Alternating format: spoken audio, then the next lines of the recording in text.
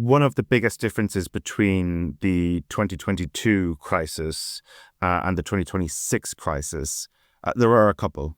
This current crisis is not simply a supply crisis. There's a very strong demand component to it. The second difference, I suppose, is that Europe is entering this crisis with very limited fiscal space. So the challenge will now be in response to kind of mobilize funding, yes, but use it far more effectively and targeted than it has been used in the past. And we also want to make sure that those measures, and we're seeing in different European countries, immediate price relief measures being introduced, really need to ensure that they also support the long-term trajectory of a decarbonized, more resilient and electrified Europe. Because, as I mentioned a moment ago, we think very clearly this crisis highlights just the untenable risks associated with fossil dependency.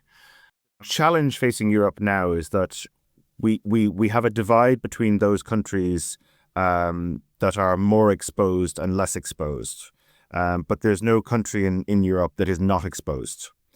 If we think about the gas exposure question, for example, some countries, they face direct exposure to these choke points like we see in the Strait of Hormuz because of where their LNG supplies are coming from and how concentrated their import infrastructure is.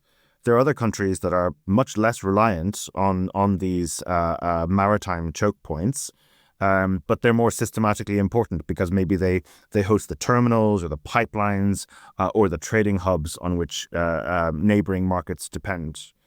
The impact on oil, though, is different again. All member states in the EU are directly exposed to oil shocks because they transmit through a very integrated global market. So the result, I think, right now is a European energy system in which you both have exposures is universal, but not uniform.